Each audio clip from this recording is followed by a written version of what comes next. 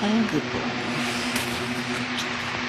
Grabe, ang lamig pa rin. Diyos mo, day.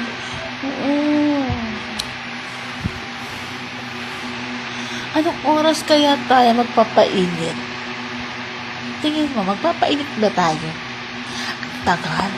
Dahil, sa totoo lang, nakakailang balde na ako na itatapon. Oo, kasi hindi talaga natin akalain minsan na meron din tayo makikita mga butas-butas. Oo, dahil nakakailang balde na ako, di po, ngal. Hindi ako makatulog ng ayos kapag ganyan. Maraming kang butas. So, dahil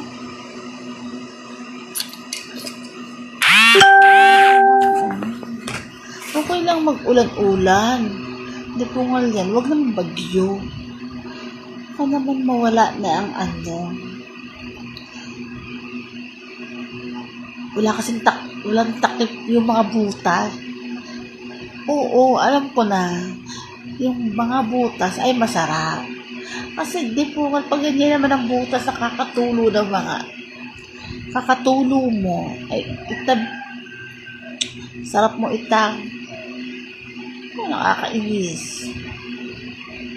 Sana wala ng bagyo. Hindi naman inaakala na nakita na naman ang butas. Oo, hindi pungal na yan. Sa ilang araw, nakakailan na rin akong balde.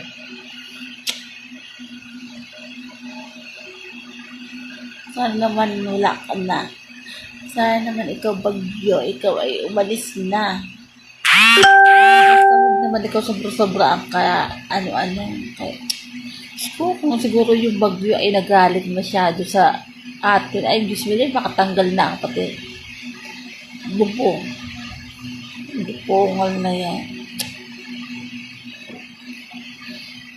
Wala lang, nag-chismis ko lang. Maaga kasi.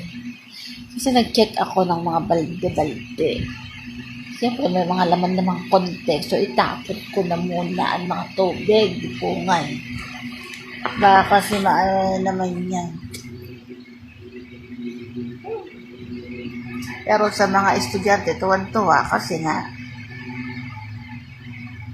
wala silang pasok. Mga estudyante, ganyan, mga tuwan-tuwa sa mga pag mga ganyan bagyo-bagyo, tuwan-tuwa yung mga estudyante na yan. Pero, ismiday, pag nagtatrabaho ka, pues, para mag-umarte, bumangon ka na, at ikaw ay maligo. Oo nga. Mahirap kaya ng malate. Lalo na pag may boss ka pa, na sobra sa epal, napakahigpit. Oo.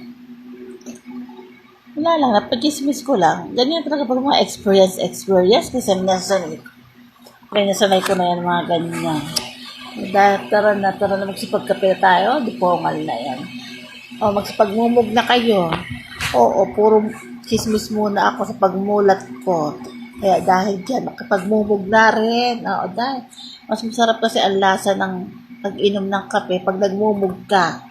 Pero kung magkakape ka na, di pungal, tapos hindi ka pa nagmumumog muna, ay di pungal, hindi mo lasa ang pagiging kape. Ha?